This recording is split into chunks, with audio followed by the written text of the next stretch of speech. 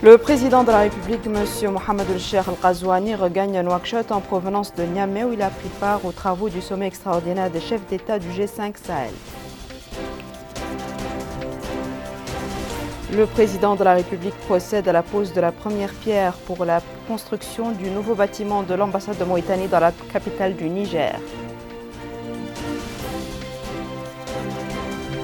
Le Premier ministre décore des fonctionnaires et employés de la primature dans le cadre de la commémoration des festivités du 59e anniversaire de l'indépendance nationale. Bonsoir mesdames, mesdemoiselles et messieurs et merci de vous joindre à nous. Le président de la République, M. Mohamed El-Cheikh Al-Ghazouani, a regagné Nouakchott aujourd'hui en provenance de Niamey où il a pris part aux travaux du sommet extraordinaire des chefs d'État des pays membres du G5 Sahel et procédé à la pose de la première pierre pour la construction du bâtiment devant abriter l'ambassade de Mauritanie au Niger.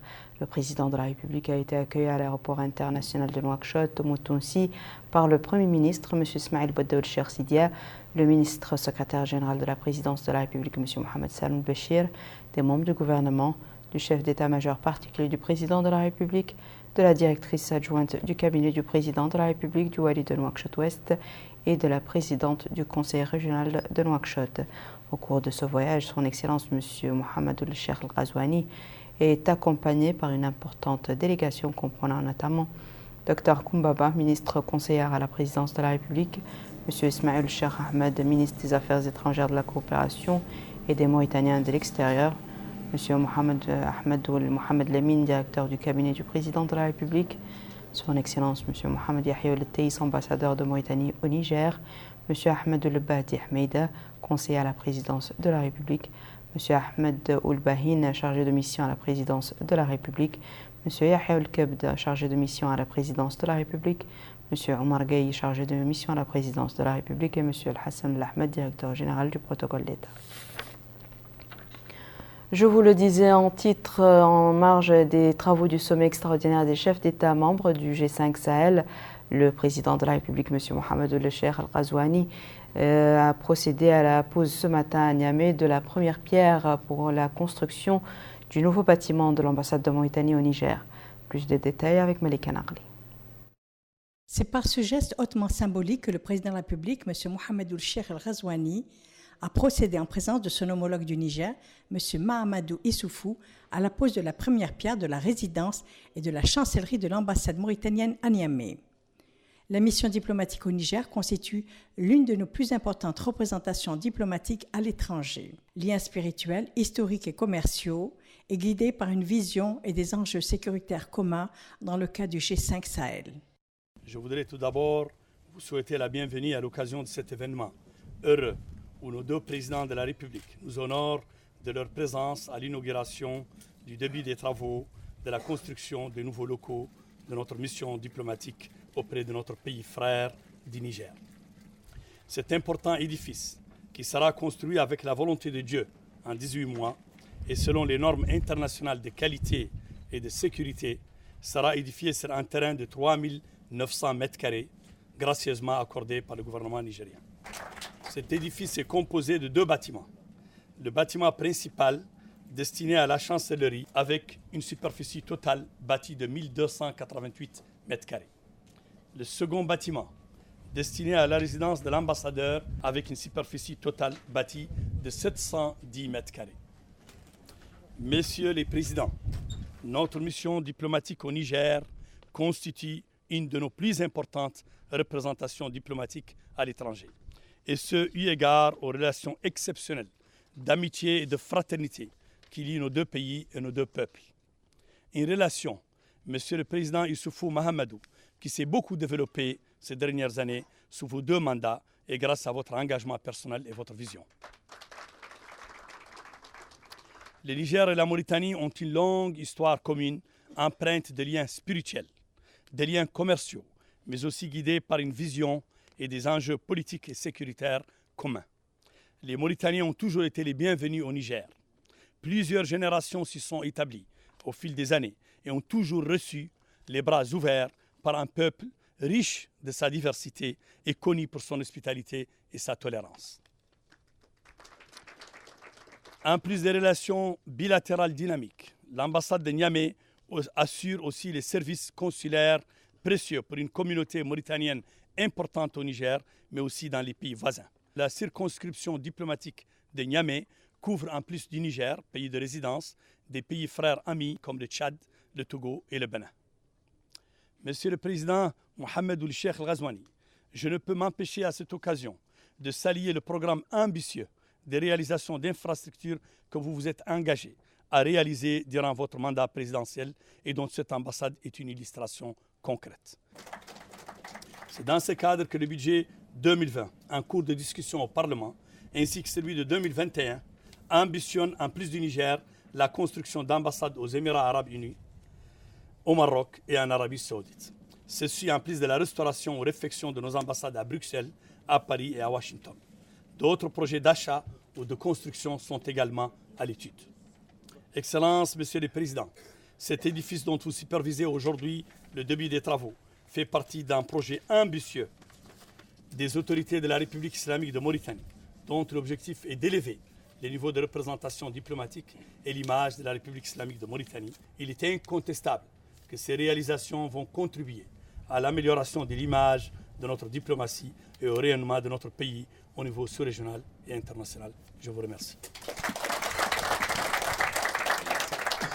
En ce qui concerne les caractéristiques techniques et architecturales du nouvel édifice, il sera construit sur un terrain de 3900 m². Il sera composé de 2 parties, la chancellerie, comptera 12 bureaux, une grande salle de réunion et une salle d'attente. L'autre partie sera réservée à la résidence de l'ambassadeur. La durée de construction du bâtiment est de 18 mois. L'ambassade à Niamey assure également les services consulaires pour une communauté importante au Niger et dans les pays voisins. En plus du Niger, pays de résidence, la représentation diplomatique couvre le Tchad, le Togo et le Bénin. La mission diplomatique mauritanienne constitue l'une de nos plus importantes missions à l'étranger. Elle est au cœur de l'efficacité et de la vitalité des relations bilatérales.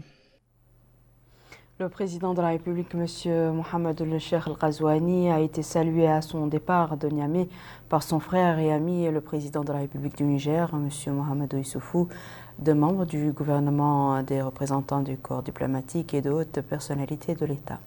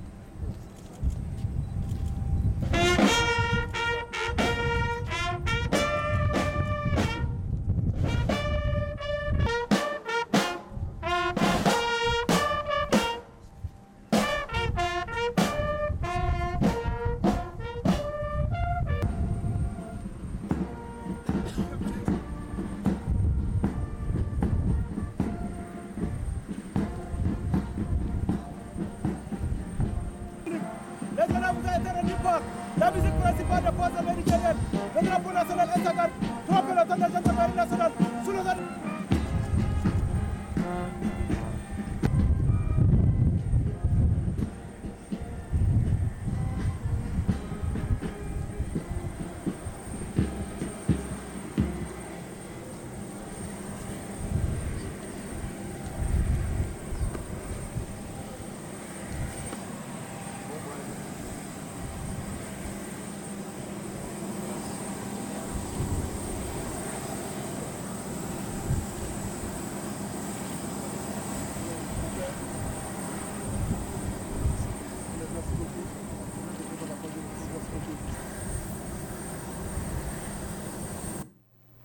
Le Premier ministre, M. Ismaël Oued El Cheikh Sidi, a décoré ce matin à Nouakchott des fonctionnaires et employés de la primature.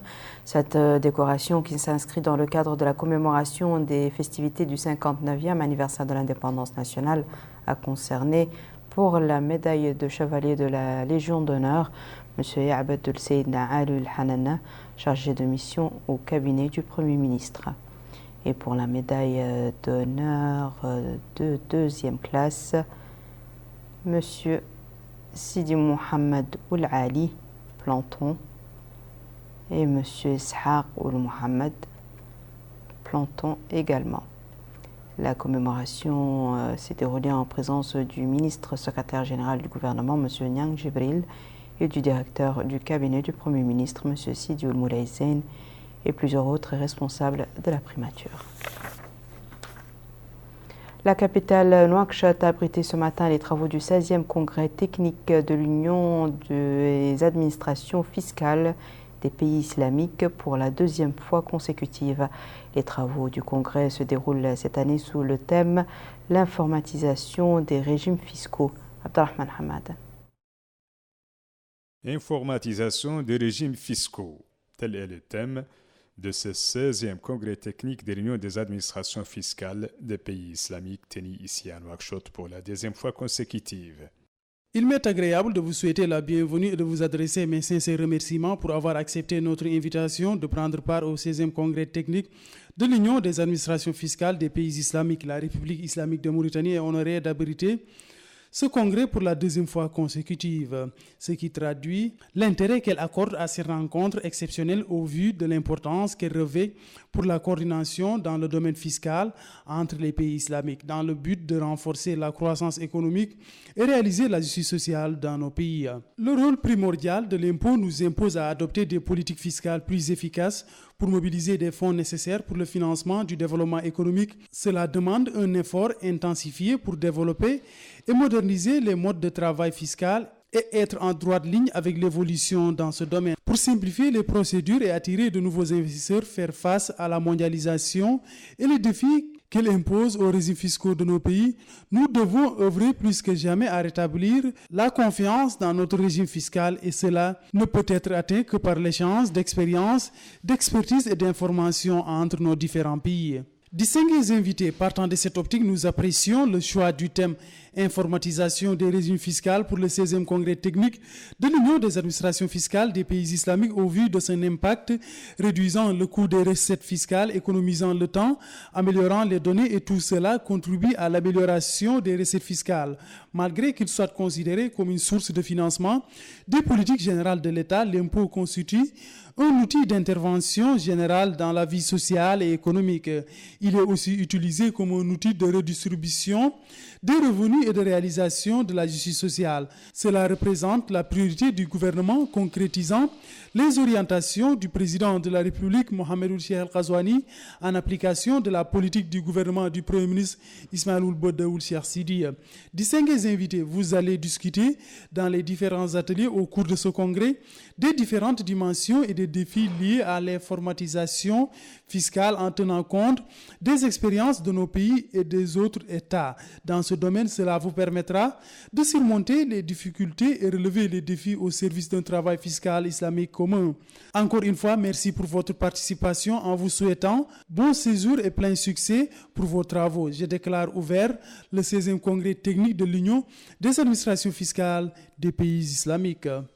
La directrice générale des impôts, Mme Mariam Tibnei Jara, a passé en revue les améliorations que connaît la Direction générale des impôts dans le domaine de l'informatisation fiscale, citant dans ce contexte le lancement du service déclaration fiscale à distance et les réformes qui ont permis de simplifier les procédures fiscales. De son côté, le secrétaire général de l'Union des administrations fiscales des pays islamiques, M. Fath Rahman Saleh Dawish, a mis en exergue l'importance de ce congrès qui offre aux participants l'opportunité d'échanger les idées et les données au sujet de défis communs et d'identifier les voies et moyens susceptibles d'améliorer les pratiques fiscales. Les participants à ce congrès ont suivi au cours de sa première journée un documentaire sur les climats attractifs pour les investissements en Mauritanie.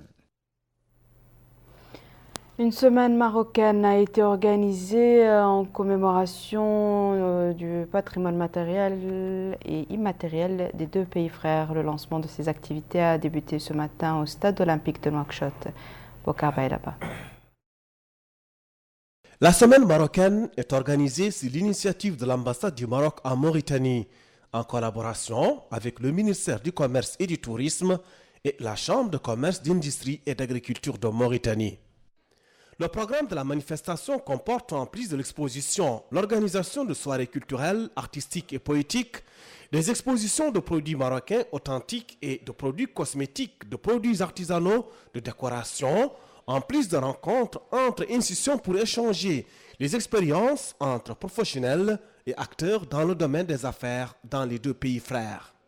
À cette occasion, le ministre du Commerce et du Tourisme, Sid Ahmed Mohamed, a indiqué que l'organisation de cette semaine revêt une importance particulière dans le renforcement des relations commerciales et économiques entre les deux pays frères. Il a ajouté que l'organisation de cette semaine à Nouakchott reflète de manière éloquente le niveau des relations économiques privilégiées entre la Mauritanie et le Royaume frère du Maroc et prouve la forte volonté de renforcer les domaines de coopération pour qu'ils soient à la hauteur des relations très anciennes grâce à la volonté commune des dirigeants des deux pays. Autre intervention, c'est celle faite par l'ambassadeur du Maroc en Mauritanie, son Excellence M. Hamid Chabah, qui a exprimé ses remerciements au président de la République, M. Mohamed Ould-Cheikh El-Ghazouani, et à travers lui, le gouvernement, le peuple mauritanien, les acteurs économiques, les oulémas, les professionnels, les intellectuels, les académiciens, soulignant la disposition du Royaume du Maroc à coopérer avec la Mauritanie dans tous les domaines, dans le but d'asseoir des relations basées sur la complémentarité et la solidarité entre les deux peuples frères. De son côté, le président de l'Union nationale du patronat mauritanien, Mohamed Zeyn El-Abidine Cheikh Ahmed, a souligné que l'organisation de cette semaine représente un pas important dans le renforcement des relations économiques entre les deux pays frères et le développement des opportunités de coopération entre les secteurs privés, tout comme elle permettra de passer en revue les moyens permettant de renforcer le partenariat dans le domaine commercial et économique. Le président de la Chambre de commerce, d'industrie et d'agriculture de Mauritanie, Ahmed Baba Ould Eleya, a quant à lui indiqué que cette semaine est un événement économique important et un grand pas sur la voie du renforcement des échanges commerciaux entre les deux pays frères. Il a ajouté que la grande participation d'entreprises marocaines prouve l'importance de cet événement et l'importance du marché mauritanien dans tous les domaines.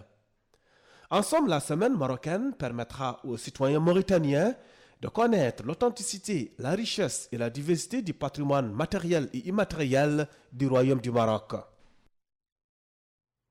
Notre capitale abritait les travaux de la 3e édition du Forum panafricain des leaders. 5 jours durant, les représentants de 25 pays d'Afrique et de la diaspora participeront à cette rencontre tenue sous le thème « La migration irrégulière de la jeunesse africaine ». Quelle solution? Abdoul Adamaba. 150 jeunes leaders venant de 30 pays africains prennent part à la 3e édition du Forum panafricain des jeunes leaders. Ces rencontres constituent une opportunité pour les jeunes leaders de discuter 5 jours durant des causes et conséquences de la migration irrégulière de la jeunesse africaine. Ces derniers seront en mesure, au sortir de ce forum, d'harmoniser leur action pour lutter contre la migration clandestine, contribuer à l'amélioration des politiques africaines de lutte contre l'immigration clandestine, promouvoir une meilleure employabilité des jeunes Africains, entre autres. La politique jeunesse du gouvernement a été esquissée. Nous allons continuer à développer les infrastructures sportives de jeunesse, mais nous allons faire un peu plus. C'est pour ça que nous avons transformé les noms de maisons des jeunes en espaces jeunes pour apporter un paquet de services qui comprend aussi bien l'emploi, mais également l'action citoyenne, l'engagement citoyen, mais également tout ce qui concerne l'entrepreneuriat, donner la possibilité aux jeunes de trouver tout ce dont ils ont besoin, y compris une connexion, des connexions hotspot, mais également des incubateurs, des espaces d'incubation pour qu'ils viennent penser leurs projets. Et nous allons essayer de faire tout pour les connecter. La thématique choisie cette année. L'actualité car de plus en plus ce fléau produit de dégâts. Et si rien n'est fait, l'avenir de toute une jeunesse et par ricochet de toute l'Afrique est hypothéqué.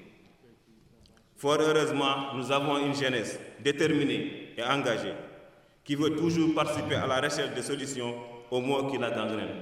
La jeunesse doit servir de fer de lance Une telle ambition ne rime pas avec le lot de nombre décompté au quotidien à Lampedusa, dans la Méditerranée, à Melilla et d'autre part, devenus des mouroirs.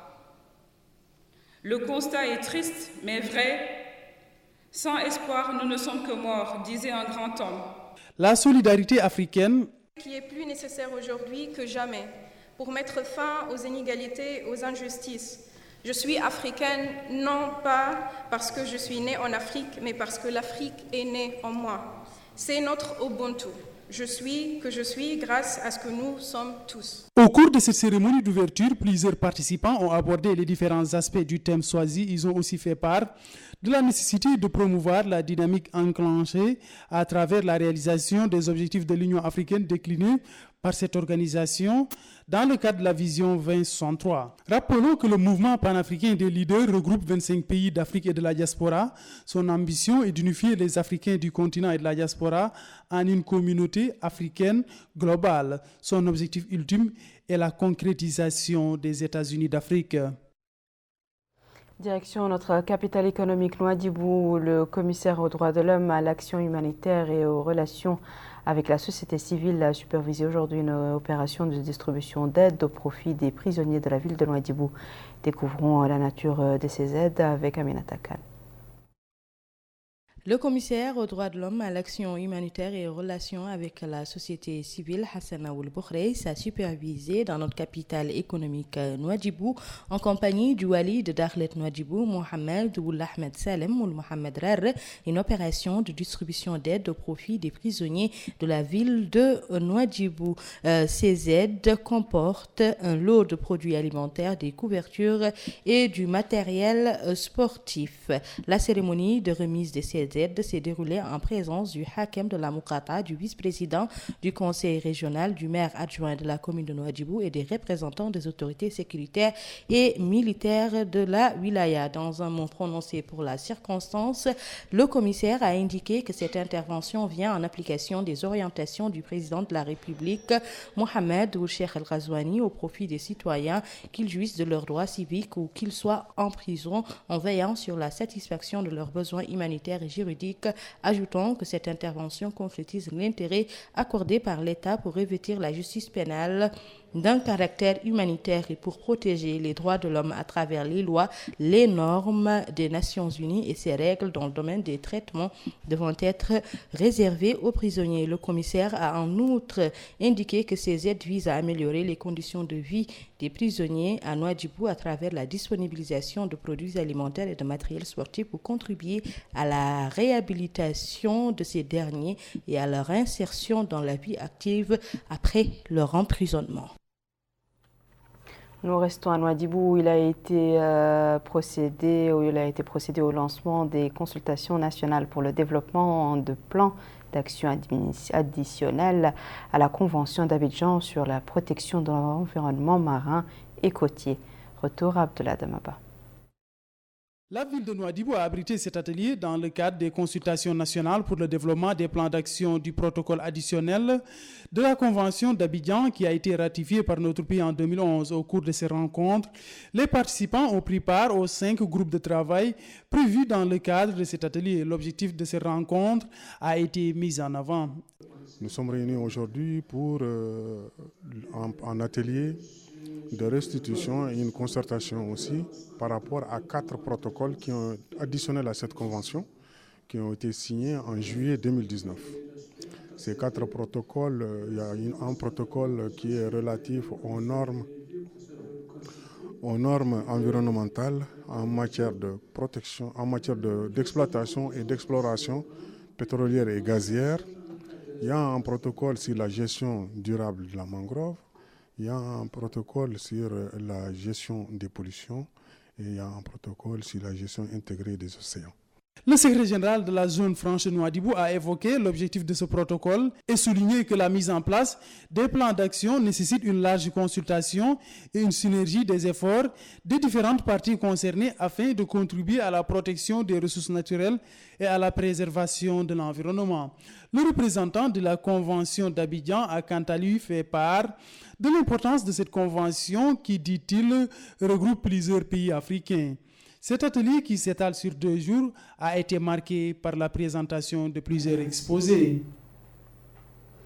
Le ministère de l'Enseignement fondamental et de la réforme de l'Éducation nationale et de l'enseignement secondaire et de la formation technique et professionnelle ont annoncé un recrutement qui comprendra 1380 prestataires de services éducatifs répartis comme suit.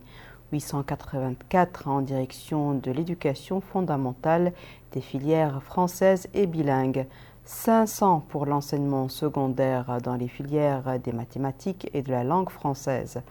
Les 2 ministères ont indiqué que ceux qui seront sélectionnés serviront dans les wilayas de l'intérieur et que la réception des dossiers des candidats à cette sélection commencera le lundi 16 décembre au mardi 24 décembre.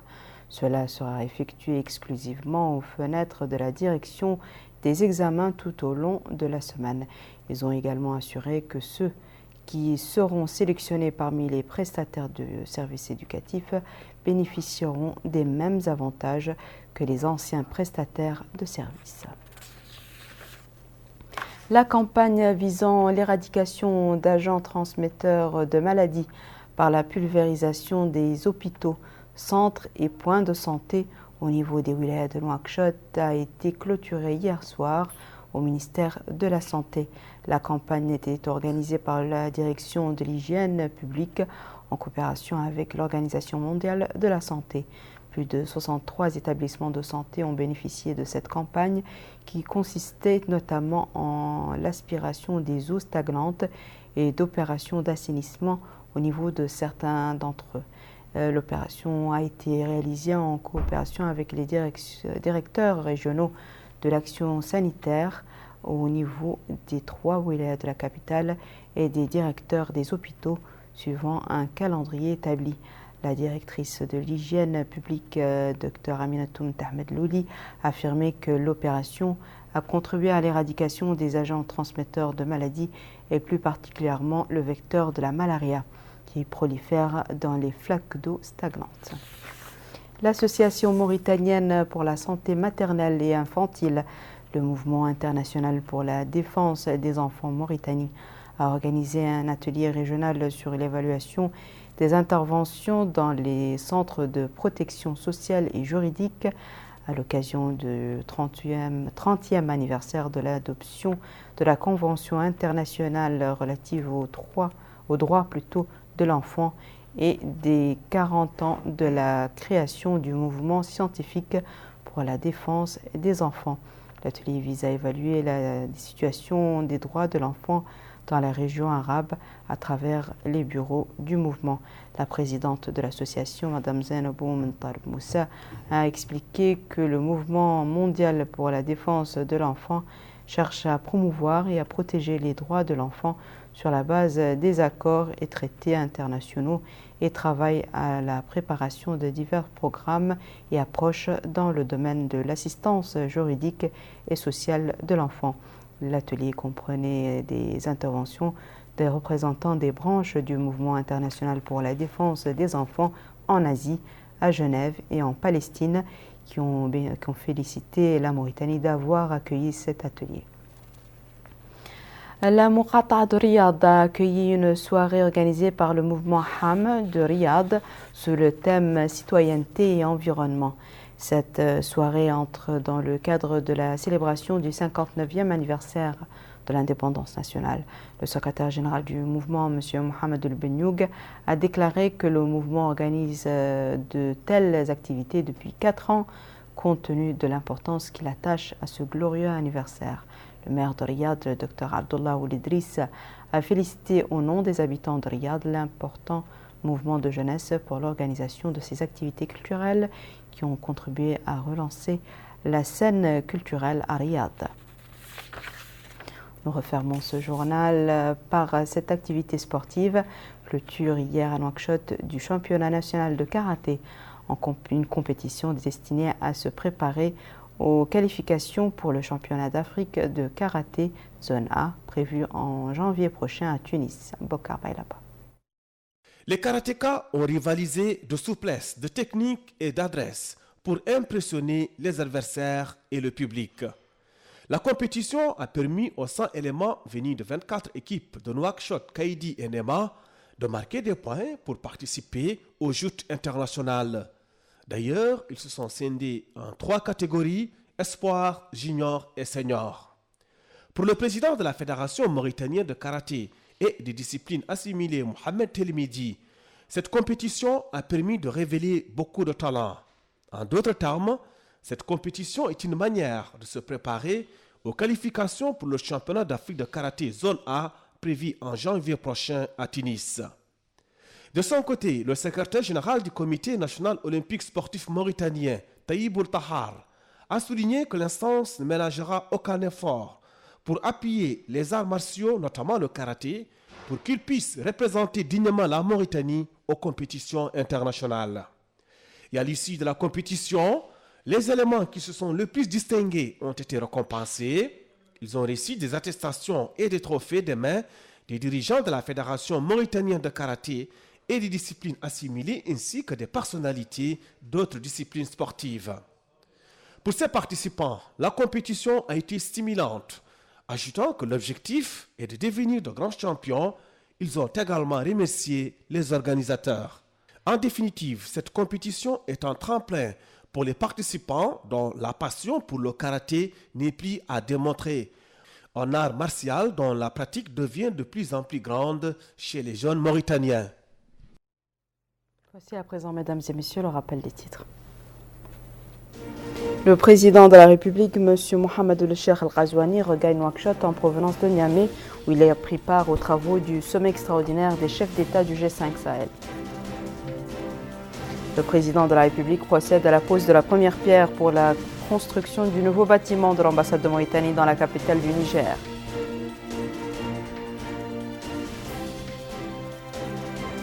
Le Premier ministre décore des fonctionnaires et employés de la primature dans le cadre de la commémoration des festivités du 59e anniversaire de l'indépendance nationale.